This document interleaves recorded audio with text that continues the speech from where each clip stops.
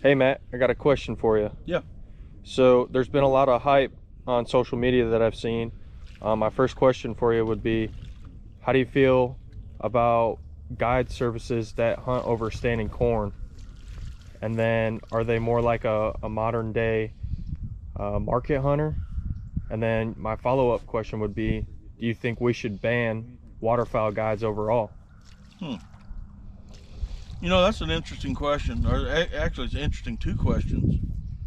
And to go with your first one, um, I can see the argument with uh, waterfowl guides or private landowners having blinds and leasing blinds and having clubs and that kind of thing. I can actually see the argument of them being similar to modern day market hunters.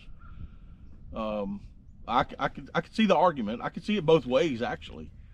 Um, my opinion of whether I like standing corn or not is irrelevant. I can just see the argument on both sides. Some people would say no, and others would say yes. That'd be an argument that honestly I would like to look into a little bit more and maybe hear some other opinions on that from other hunters or even from legislators. But that's an interesting question. Your second one about waterfowl guides being outlawed, is that what yeah, waterfowl guides being outlawed, and my answer is very, very simple, and that's no. Listen, waterfowl guides um, they do a lot for waterfowl hunters across the country, believe it or not. They provide a service, and this service, you may have hunters who live in an area where there's not many ducks, and they want to come and experience a duck hunt out of state, like Louisiana, where we're at right now, or Texas, or Arkansas, or Kansas, or wherever. They want to experience not just the culture, but the style of hunting. If you're, let's say, and you're from Florida, like there's some guys we're hunting with, they're from Florida, and they don't get any mallards, and they go out of state to maybe get a chance at mallards or other ducks that they don't see.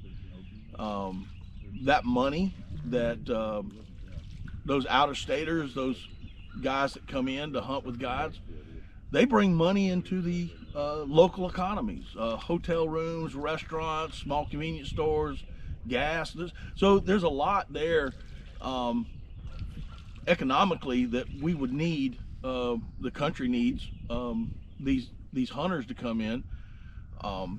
Take for example, waterfowl guides.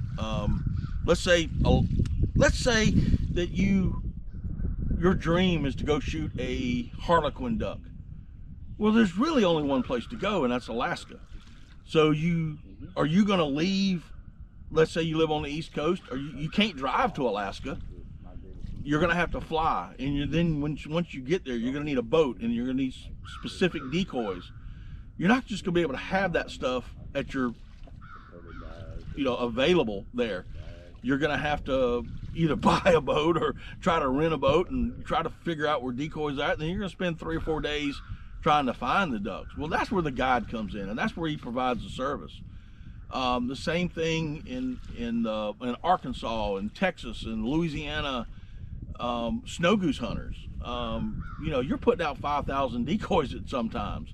Are you gonna buy that many decoys? Buy a trailer, buy your side-by-sides, your calls, your callers, and all the other gizmos that go along with snow goose hunting?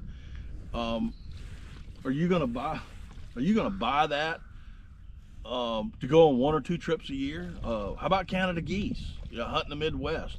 Are you gonna buy all those goose decoys to go? No, you're not. And that's where the guide comes in. And like I said, they provide a huge service to duck hunters around.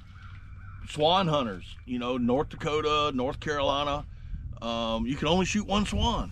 That's the limit. And are you going to buy 200 or 300 swan decoys to go out and hunt no, you're going to go with a guide service. And so, long answer, but very short. No, guides provide a service, and no, they should not be banned, not one bit, because of what I've just explained. Hope that answered your question. Yes, sir, it did. Thank you. You're welcome.